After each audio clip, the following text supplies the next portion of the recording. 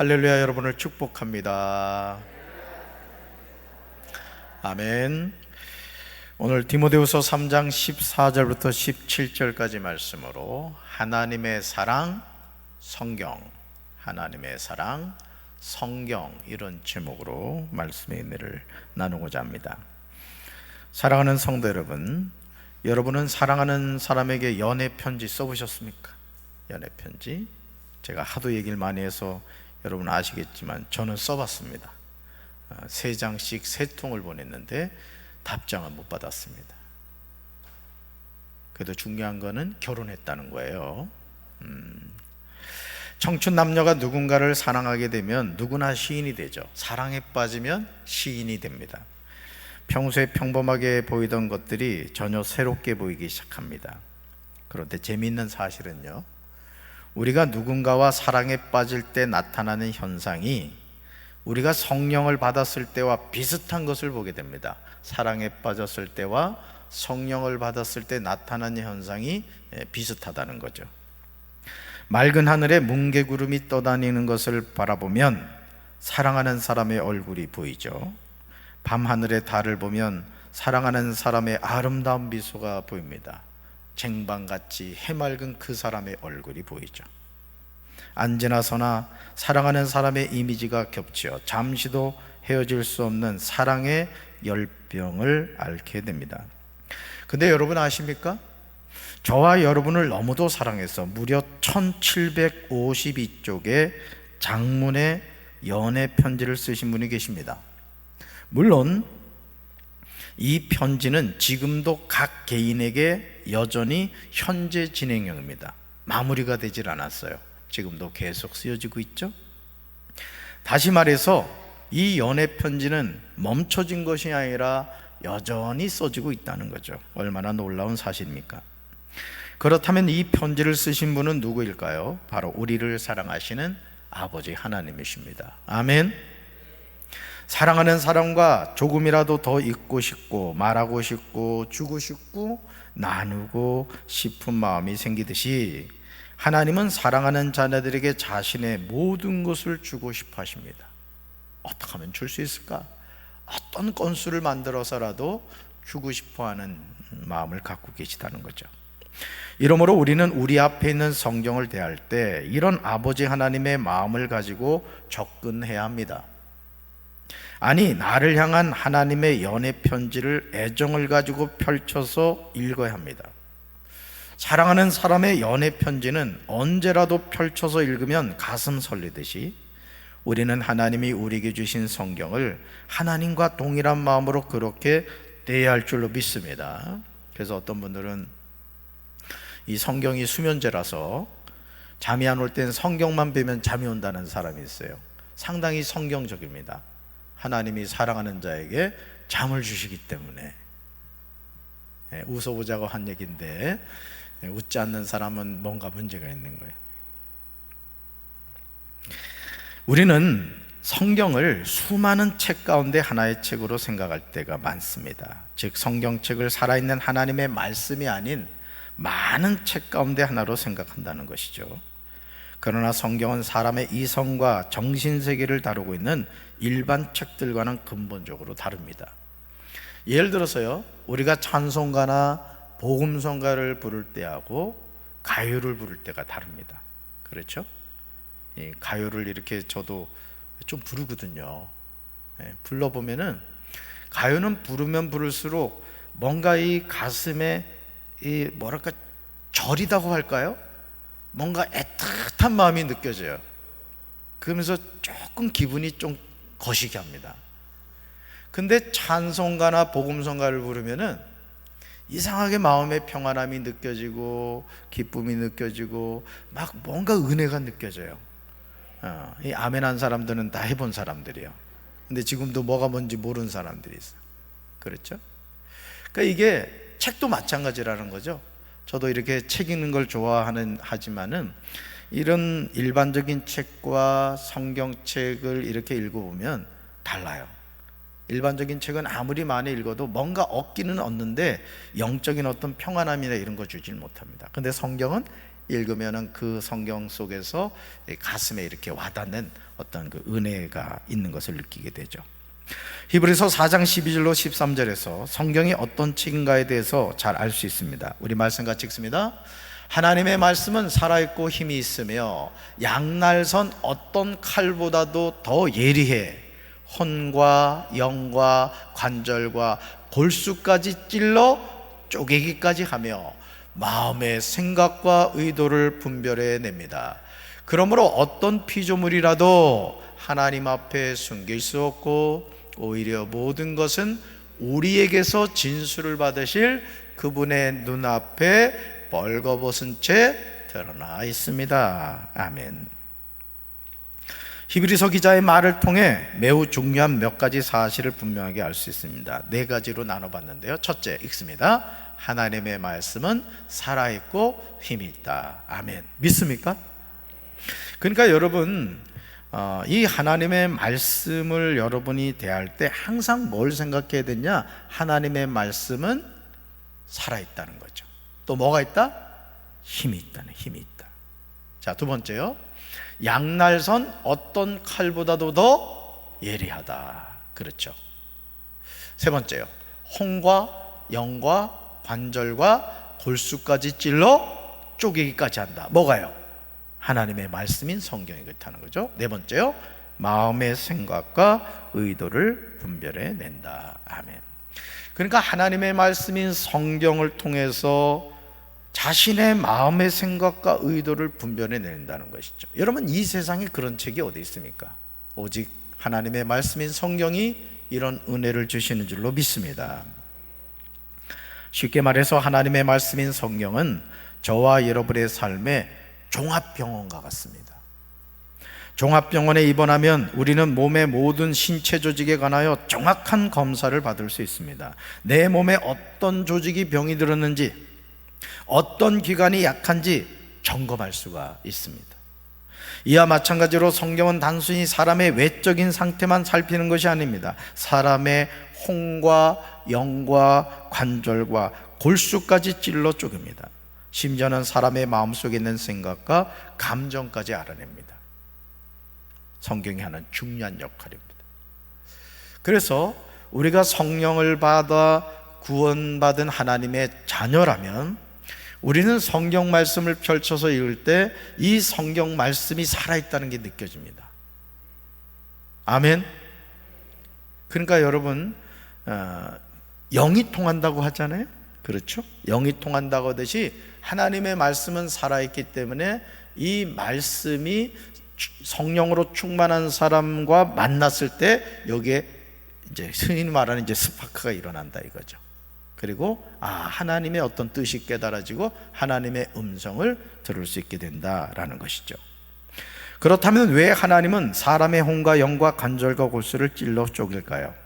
사람의 마음속에 있는 생각과 감정까지 알아내시는 것일까요? 이 질문에 대해서는 사랑하는 사람과 연애를 해본 분은 쉽게 이해가 될 것입니다. 하나님의 관심은 저와 여러분에 대한 사랑입니다. 언제나 서나 당신 생각, 언제나 서나 당신 생각. 이 복음성가입니다, 이게. 그러니까 성경은 항상 우리를 향한 하나님의 뭐를 보여줘요? 사랑을 보여주는 거예요. 사랑을. 믿습니까? 사랑하는 사람의 마음속에 있는 생각과 감정까지 공유하고 싶어진다는 것이죠. 사랑하는 사람이 기쁘면 나도 함께 기뻐하게 되고, 사랑하는 사람이 힘들어하면 나도 힘들어지게 되는 거죠. 여러분, 가족이란 뭡니까? 가족이 바로 그렇잖아요. 남편이 힘들면 아내도 힘들고, 아내가 힘들면 남편도 힘든 거죠. 여러분, 손흥민하고 우리하고 뭔 상관이 있어요? 근데 토트넘에서 손흥민이 골 넣으면 괜히 내가 골 넣은 것 같잖아. 왜요? 대한민국 국민이기 때문에 그런 거예요. 하물며 하나님과 하나님의 자녀인 내가 연결되어 있는데, 여러분, 내가 기쁘면 당연히 누가 기쁘겠어요? 하나님 기쁘죠. 내가 슬퍼하면 하나님도 슬퍼하신다라는 거예요. 이런 하나님의 사랑을 느낄 수 있는 말씀이 스바냐 3장 17절 말씀입니다. 우리말 성경으로 같이 읽습니다. 내 안에 계시는 내 하나님 여호와께서는 승리의 용사시다. 그분께서 너 때문에 무척이나 기뻐하실 것이다. 그분의 사랑 안에서 너를 새롭게 해주시고 노래를 부르시며 너로 인해 기뻐하실 것이다. 아멘. 윤석열 대통령이 대통령에 당선됐더니 말이죠, 논산으로 이렇게 가다가 보니까 현수막을 걸었어요. 파평윤 씨 몇 대 손이라는 거야. 뭐예요? 파평윤 씨에서 대통령이 나왔다 이거예요. 여러분, 마찬가지로 우리 하나님은 어떤 분이시냐? 우리 때문에 무척 기뻐하시고 우리로 인해 기뻐하신다는 거야. 믿습니까? 그래서 자녀가 잘 되면 어때요? 괜히 부모는 어깨춤이 쳐지죠. 우리 최 권사님 손자가 잘 되면 어때요? 괜히 얘기하고 싶잖아, 그지? 나 얘기하고 싶지 않은데 우리 김 목사가 말이야 하면서 이제 그지 얘기한단 말이죠. 왜요? 후손이기 때문에 그렇습니다. 우리 하나님도 마찬가지라는 거죠. 우리를 사랑하시고 우리 때문에 기뻐하시고 우리가 힘들어하면 우리 하나님이 관심 가지고 무슨 일이 있니? 내가 뭘 도와주면 좋겠어? 하나님이 그러신다는 것이죠. 성경 66권 가운데 어떤 곳이든 펼쳐보시길 바랍니다. 그곳에서 우리는 하나님의 사랑을 보게 될 것입니다. 그곳에서 우리는 하나님의 사랑을 느끼게 될 것입니다. 그곳에서 우리는 하나님의 엄청난 사랑에 감격하게 될 것입니다. 우리는 이것을 느껴야 될 줄로 믿습니다. 그래서 여러분, 위로받기 원하십니까? 힘을 얻기 원하세요? 용기를 얻기 원하십니까? 그러면 성경을 펼쳐서 읽으십시오. 거기서 하나님은 여러분을 위로해 주시려고 하고 은혜 주시려고 하고 아주 다 준비하고 계신 줄로 믿습니다. 그렇다면 이토록 놀라운 성경을 우리는 어떻게 읽어야 할까? 하나님은 하나님의 자녀들에게 연애 편지인 성경을 주시고 그 성경을 어떻게 읽어야 하는가에 대해서 신명기 6장 6절로 9절에서 다음과 같이 말씀하십니다. 우리가 명심해야 하는 말씀이에요. 같이 읽습니다. 오늘 내가 내게 명하는 이 말씀을 너는 마음에 새기고 내 자녀에게 부지런히 가르치며 집에 앉았을 때든지 길을 갈 때든지 누워있을 때든지 일어날 때든지 이 말씀을 강론할 것이며 너는 또 그것을 내 손목에 매어 기호를 삼으며 내 미간에 붙여 표로 삼고 또 내 집 문설주와 바깥문에 기록할지니라. 아멘. 하나님의 말씀인 성경을 우리는 어떻게 읽어야 합니까? 네 가지로 나와요. 네 가지. 이거 시험에 나옵니다. 첫째, 읽어봅니다. 마음에 새겨야 합니다. 자, 하나님의 말씀 어디다 새겨야 된다? 마음에 새겨야 돼. 근데 여러분이 왜 성경 말씀을 암송해야 되느냐? 하나님의 말씀은 우리의 영적인 힘이고 양식이기 때문에 그렇습니다. 믿습니까? 두 번째, 읽습니다. 자녀에게 부지런히 가르쳐야 합니다. 자녀에게 가르쳐야 된다는 거죠. 세 번째요, 말씀을 강론해야 됩니다. 자꾸 얘기하라는 거예요. 네 번째 볼까요? 기호를 삼고 표로 삼고 기록해야 합니다. 아멘. 예레미야 17장 9절에서 하나님은요 다음과 같이 말씀하세요. 같이 읽습니다. 그 어느 것보다도 삐뚤어진 것은 사람의 마음이다.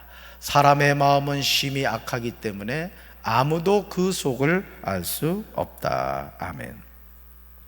왜 저와 여러분이 바쁨에도 매일 매순간 하나님의 말씀을 늘 마음에 새겨야 됩니까? 그 이유는 그 어느 것보다도 삐뚤어진 것이 사람의 마음이기 때문에 그렇습니다. 그러나 생명의 말씀이 사람의 마음에 들어가면 그곳에서 살아나는 생명의 역사가 일어나게 됩니다. 우리 김상영 권사님도 일하시다가 손가락을 다치신 적이 있어요. 저희 그 매형도 그런 적이 있어요. 매형도 일을 하다가 다쳤는데 좀 재밌더라고요. 이 새끼손가락을 다쳤는데 이 새끼손가락을 이게 저기가 된 거예요. 잘라진 거예요. 그때는 그거를 등인가에 갖다가 이리 심더라고요. 그래가지고 그걸 살려가지고 다시 갖다 붙이더라고요. 참 의학이 많이 이제 발달한 것을 보게 됩니다. 여러분, 마찬가지라는 거죠. 하나님의 말씀이 사람의 마음에 들어가면 그곳에서 살아나는 생명의 역사가 일어난다는 거예요. 믿습니까? 이 은혜를 체험하시기 바라요. 그러니까 여러분, 우리 마음이 허하고 사는 기쁨이 없고 인생이 허무하게 느껴지는 이유는 한 가지예요. 여러분의 심령이 메말라서 그런 거예요. 아멘. 그래서 여러분, 자꾸 생명의 기운을 불어넣어야 된단 말이에요. 생명의 씨앗을 심어야 된다는 거죠. 그게 뭐예요? 하나님의 말씀이라는 거예요. 에스겔 37장에서요, 골짜기에 가득한 마른 뼈들이 살아난 것은 에스겔이 하나님의 말씀을 대언하였을 때였습니다. 오늘도 영혼이 살아나는 것은 말씀을 통해서요. 따릅니다. 영혼이 살아나는 것은 말씀을 통해서입니다. 아멘. 그래서 강단에서 전해지는 말씀에 은혜가 있고 능력이 있어야 되는 거예요. 그래서 여러분, 우리가 이렇게 일상의 생활을 할 때 아무리 뷔페 가서 많이 먹어봐요, 살만 쪄요. 근데 집에서 아내가 바빠가지고 그냥 뭐 호박 대충 썰고 감자 조금 넣고 그냥 된장 풀어서 줘도 그 아내가 차려주는 음식을 먹으면 건강합니다. 뭔 차이가 있죠? 뷔페에서 하는 음식은 물론 뭐 요리사들이 정성을 다해서 음식을 준비하겠습니다만 거기에 가장 필요한 조미료가 하나 빠져 있어요. 뭐예요? 사랑이라는 조미료가 빠져 있다. 근데 그냥 뭐 물에다 풀어놓은 것 같은 된장국인데도 안에 사랑이 들어가 있기 때문에 그거 먹으면 건강하죠. 마찬가지라는 것이에요. 우리가 하나님의 말씀을 통해서 우리 뭐가 살아난다? 영혼이 살아나는 거예요. 할렐루야. 자, 볼까요? 에스겔 37장 7절 읽습니다. 이에 내가 명령을 따라 대언하니 대언할 때 소리가 나고 움직이며 이 뼈 저 뼈가 들어맞아 뼈들이 서로 연결되더라. 아멘. 이 은혜가 여러분에게 함께 하시길 주님의 이름으로 축원합니다. 누구의 명령을 따라? 하나님의 명령을 따라 뭐 했다는 거예요? 대언했다는 거예요. 대언했다. 이 대언했다는 게 뭐냐? 창세기 1장에서 하나님이 말씀하실 때 가라사대, 바로 그 말씀이랍니다. 말씀으로 천지를 창조했듯이 오늘 하나님의 자녀인 저와 여러분들도 하나님의 말씀을 믿음으로 대언하고 선포할 때 하나님의 역사가 나타나게 되는 줄로 믿습니다. 말 한마디에 천냥빚을 갚는다고 하듯이 하나님의 자녀가 사용하는 한마디의 말, 즉 하나님의 말씀을 통해서 우리의 삶이 변화되는 거예요. 그래서 성경 보세요. 성경에서 하나님의 기적이 언제 나타나죠? 하나님의 말씀이 선포됐을 때. 나사렛 예수 그리스도 이름으로 명하노니 일어나 걸어라, 내 믿음대로 될지어다. 선포할 때 믿습니까? 그 여러분도 하나님의 말씀을 잡고 선포하란 말이에요. 여러분 자신을 향해서도 선포하라는 거예요. 내 영혼아 일어나라, 낙심하지 말아라, 하나님이 너와 함께 하신다. 너는 복받는 인생이야. 자신을 향해서 선포하고 가족을 향해서 선포하란 말이에요. 할렐루야. 하나님의 말씀을 통해서 우리 삶이 변화됩니다. 에스겔은 연약한 사람이었지만 그가 하나님의 말씀에 순종하여 태어났을 때 인간의 힘으로는 할 수 없는 골짜기의 뼈들이 연결되는 역사가 일어난 거예요. 오늘 우리 삶도 마찬가지입니다. 이러므로 모세는 이스라엘 백성들을 향하여 분명하게 선포합니다. 같이 읽습니다. 내가 오늘 여러분에게 주는 이 명령을 항상 마음속에 기억하시오. 아멘. 여러분에게 주는 이 명령이 뭐예요? 하나님의 말씀이란 말이에요. 그러니까 항상 우리 안에는 뭐가 있어야 돼요? 하나님의 말씀이 있어야 돼요. 믿습니까? 그럼에도 안타까운 사실은 오늘 신앙생활하는 부모님들이 자녀들에게 학교 공부는 열심히 가르칩니다. 아무리 비싼 돈이 들어도 자녀들을 학원에 보냅니다. 유명한 강사에게 고액의 과외를 시킵니다. 자녀의 성공을 위해서 아끼는 것이 없습니다. 그러나 안타깝게도 생명의 말씀인 성경은 전혀 가르치지 않습니다. 성경을 읽어보시면 우리는 부모가 자녀에게 해야 하는 많은 일이 있지만 그 많은 일들 가운데 하나님의 말씀인 성경을 자녀에게 가르치는 일이 가장 우선임을 알 수 있습니다. 여러분, 우리가 하루를 살아가면서도 다 못합니다. 그래서 지혜로운 인생을 살아가는 사람은 항상 삶의 우선순위가 있어요. 그래서 중요한 일부터 처리를 해갑니다. 해도 되고 안 해도 되는 일은 뒤로 미루죠. 여러분, 예배는 드려도 되고 안 드려도 되는 것이 아니라 하나님의 자녀로서 가장 첫 번째 우선순위인 줄로 믿습니다. 중요한 것을 중심으로 살아가는 인생이 되어야 된다는 거예요. 그러므로 신명기 6장 7절 말씀을 여러분 주목해 보시기 바라요. 같이 읽습니다. 자녀에게 부지런히 가르치며 집에 앉아 있을 때나 길을 갈 때나 누워 있을 때나 일어나 있을 때나 언제든지 가르치십시오. 아멘. 아마 여기 계신 분들 가운데 자녀들에게 꼭 그렇게 해야 하는가 반문하시는 분들이 있을 줄로 압니다. 그러나 시편 119편 105절은 우리 모두에게 분명하게 말씀합니다. 같이 읽습니다. 주의 말씀은 내 발의 등이요 내 길의 빛이니이다. 아멘. 여러분 믿습니까? 저와 여러분이 사는 이 세상은 포스트 모더니즘 시대죠. 이 사상이 뭐냐? 절대적인 진리가 없다 이 뜻이에요. 이 세상에 절대적인 진리는 없다.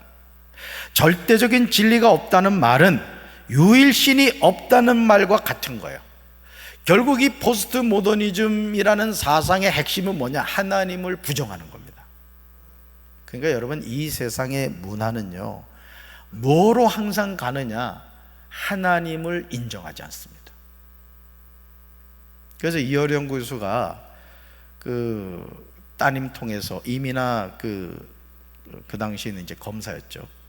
그 이민아를 통해서 예수님을 이제 영접하게 됐는데, 한국의 석학인 그 이어령 교수가 크리스찬이 됐더니 주변에서 친구들이 다 그러더라는 거잖아요. 야, 너 왜 그래?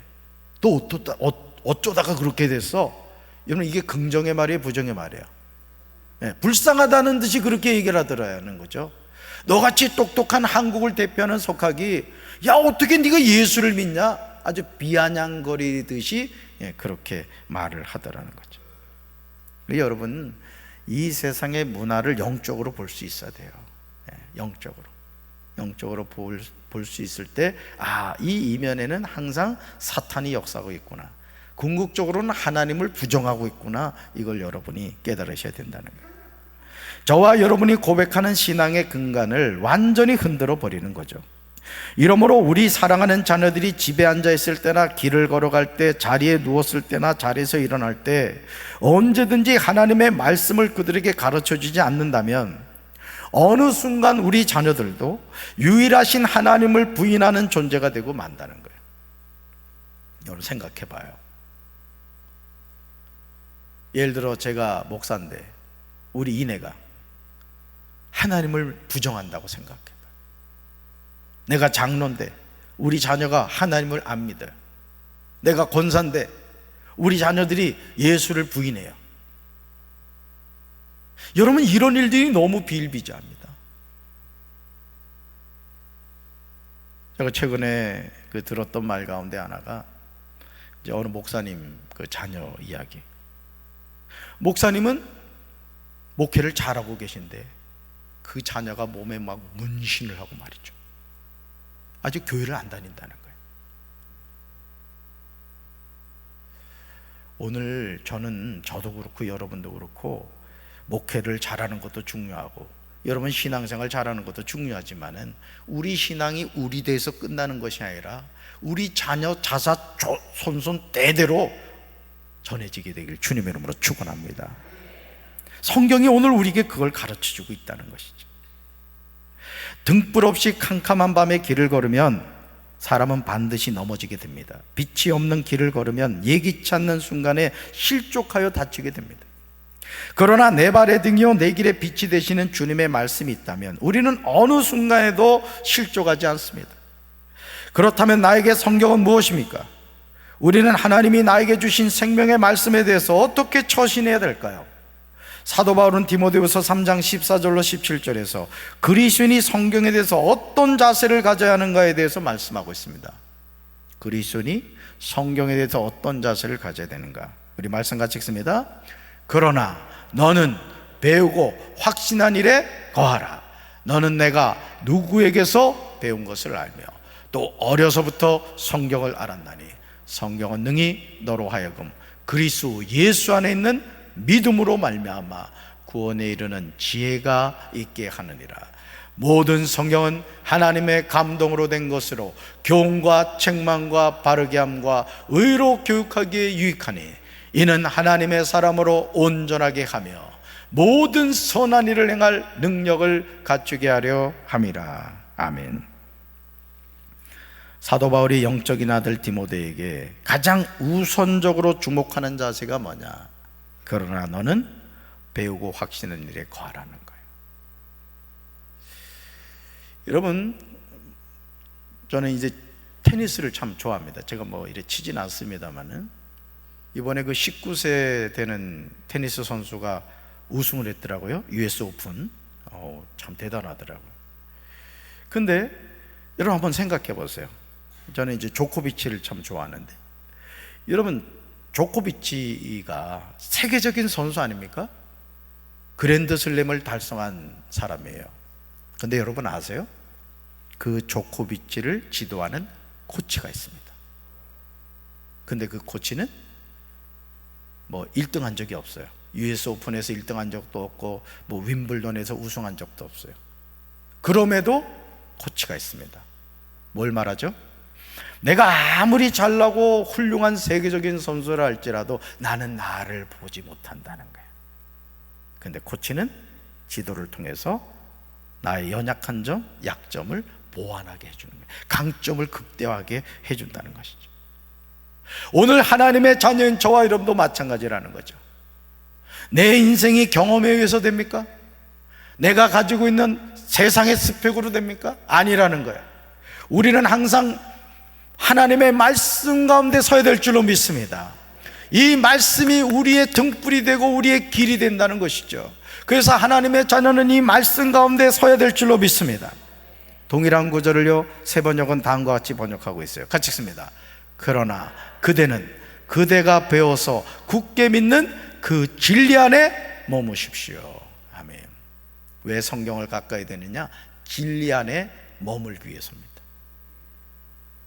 개폼이 들어가면 안 된다는 거죠. 항상 자세를 교정해 주는 거예요. 항상. 그러니까 세계적인 선수가 되는 것이죠. 우리가 좋은 크리스찬이 된다는 것, 위대한 크리스찬이 된다는 것은 뭐냐? 하나님의 말씀을 통해서 끊임없이 나 자신을 다듬어 가는 거예요. 믿습니까? 저와 여러분의 신앙생활은 배우고 확신한 일에 거하는 거룩한 여정이에요. 완전한 사람 없습니다. 다시 말해서 저와 여러분이 살아가는 이 세상은 우리가 배우고 확신한 일을 뒤흔든 일이 많다는 것이죠. 사이비 이단들이 가장 대표적입니다. 만약 우리가 하나님의 말씀을 바로 알지 못하면 우리는 이단의 거짓말에 쉽게 속아 넘어가고 말 것입니다. 제가 이단에 대한 새로운 내용을 우리 장대웅 전사님한테 자료를 줘서 저기다 아마 그 승강기 안에도 넣어놨을 거예요. 신천지하고 하나님에게 읽어보세요. 웃기지도 않습니다. 근데 신천지 교도가 몇 명이라고요? 25만 명. 하나님의 교회 10만 명이 넘어요. 대부분 교회를 다니던 중직들이었습니다. 믿지 않는 사람이 신천지 안 가요. 믿지 않는 사람이 하나님의 교회 가지 않아요. 결국 배우고 확신한 일에 거하지 못했기 때문에, 진리가 무엇인지 알지 못했기 때문에 그 사이비 이단에 미혹되어서 자기 영혼을 지옥으로 던져버리고 말았던 것이죠. 저는 우리 사랑하는 성도 여러분들이 하나님의 말씀을 바로 배우고 확신한 일에 거하게 되길 주님의 이름으로 축원합니다. 그렇다면 하나님의 감동으로 기록된 모든 성경은 우리에게 무엇을 알려주느냐 이거예요. 네 가지. 첫째, 같이 읽습니다. 그리스도 예수 안에 있는 믿음으로 말미암아 구원에 이르는 지혜가 있게 합니다. 아멘. 여러분, 성경이 얼마나 중요한지 깨달으십니까? 누구 안에? 그리스도 예수 안에 있는 뭐로 말미암아? 믿음으로 말미암아. 뭐에 이르는 지혜? 그럼요, 성경이 우리에게 주는 지혜예요. 구원에 이르게 하는 지혜가 있게 한다는 거예요. 성경을 읽어야 돼요, 읽어야 돼요. 아주 그냥 꼭꼭 씹어 드셔야 됩니다. 두 번째요, 교훈과 책망과 바르게 함과 의로 교육하기에 유익합니다. 뭐가요? 성경이. 세 번째 볼까요? 하나님의 사람으로 온전하게 합니다. 하나님의 사람으로 온전하게 하는 뭐가요? 성경이, 하나님의 말씀이. 넷째요, 모든 선한 일을 행할 능력을 갖추게 합니다. 아멘. 사랑하는 성도 여러분, 성경을 떠나는 기독교는 존재할 수 없습니다. 여러분의 신앙이 건실한 신앙이 되려면, 여러분이 거듭난 그리스도인이 되려면, 여러분이 육신의 생명이 다하는 그 순간까지 믿음 안에 거하시길 원한다면 여러분은 한 책의 사람이 되어야 돼요. 아멘. 매일 성경을 읽지 않는 거 회개해야 됩니다. 텔레비는 1시간, 2시간 보면서 성경을 읽지 않는다는 것은 죽으려고 작정한 거예요. 더 엄격하게 말씀드릴까요? 따라합시다. 성경을 읽지 않으면 예수 믿는 사람이 아닙니다. 기도하지 않는 건 하나님의 자녀가 아닙니다. 믿습니까? 왜 자꾸 그냥 쥐구멍으로 들어가냐고. 여러분을 책망하고자 하는 게 아니에요. 아, 그렇구나. 하나님의 자녀는 성경을 매일 읽어야 되고 하나님의 자녀는 매일 기도해야 되는구나. 여러분한테 그거를 전해주고 싶은 거예요. 믿습니까? 성경이 없는 신앙생활은요, 어불성설이에요. 성경을 떠난 신앙생활은 거짓입니다. 성경을 붙잡지 않는 성도는 바른 신앙생활을 할 수 없어요. 따라서 성경은 신앙의 뿌리입니다. 그래서 제가 우리 전도사님들 주일마다 그 설교하면은 제가 그 설교문을 꼭 읽어봅니다. 뭘 보겠어요? 아, 이 전도사님이 얼마나 성경을 이해하고 말씀을 얼마나 인용하고 있는가, 제가 그걸 봅니다. 중요한 훈련이에요, 그것도. 지도자인 여호수아에게 하나님이 명령하신 가장 중요한 핵심은 다른 것이 아니에요. 같이 읽습니다. 이 율법책을 내 입에서 떠나지 말게 하며 주야로 그것을 묵상하여 그 안에 기록된 대로 다 지켜 행하라. 그리하면 내 길이 평탄하게 될 것이며 내가 형통하리라. 아멘. 꼭 암송하셔야 될 말씀이에요. 이 율법책, 성경을 내 입에서 뭐하지 말고 떠나지 말게 하라는 거예요. 주야로 그것을 뭐하며 묵상하라. 그 안에 기록된 대로 뭐하라고요? 다 지켜 행하라. 자, 그리하면 내 길이 평탄하게 될 것이며 내가 형통하리라. 아멘. 그러므로 영원한 하나님의 나라 저 본향을 향하여 믿음으로 행진하고 있는 저와 여러분이 가져야 하는 자세도 마찬가지입니다. 우리가 하나님의 나라를 향하여 가는 여정에서 자신을 지키는 수단은 다른 것이 아니에요. 하나님이 주신 선물이라는 거예요. 세 가지로 나눠보겠습니다. 첫째, 하나님의 말씀을 입에서 떠나지 않게 해야 됩니다. 두 번째, 하나님의 말씀을 밤낮으로 묵상해야 됩니다. 세 번째요, 하나님의 말씀 안에 기록된 모든 것을 지켜 행하여야 합니다. 아멘. 이렇게 할 때 저와 여러분이 가는 길이 영적으로 번창하고 성공하게 될 것입니다. 김남준 목사님은 자네 정말 그 길을 가려나 그의 책에서 다음과 같이 말했어요. 우리 한번 읽어볼까요? 존 웨슬리, 조지 히필드, 그리고 조나단 에드워즈, 이 같은 신앙의 부흥의 도구로 쓰였던 사람들은 성경을 당시 신앙에 있어서 바른 자리에 회복시켜 놓은 사람들이다. 그들은 한결같이 한 책을 사랑했고 그 한 책을 가르치는 일에 생애를 바쳤으며 그들의 꿈은 온 세상이 그 한 책에 기록된 대로 변화되는 것이었다. 그들은 한 책 안에 기록된 약속들을 굳게 붙들고 모험적인 생애를 산 사람들이었으며 무엇보다 그 한 책을 통해서 하나님을 만난 사람들이었다. 아멘. 하나님을 만나기 원하는 사람은 한 책의 사람이 되어야 될 줄로 믿습니다. 하나님은 지금도 성경 66권을 통해서 시퍼렇게 살아계시고 누구든지 만나주기를 원하시는 줄로 믿습니다. 우리는 청각을 통해서 들리는 하나님의 음성을 사모합니다. 그러나 절대로 잊지 마시기 바라요. 지금도 살아계신 하나님의 음성은 청각을 통해서도 들리지만 지금도 1752페이지에 걸치는 방대한 성경을 통해서 계속해서 말씀하고 계신 줄로 믿습니다. 따라합니다. 성경은 오늘 나에게 주신 말씀입니다.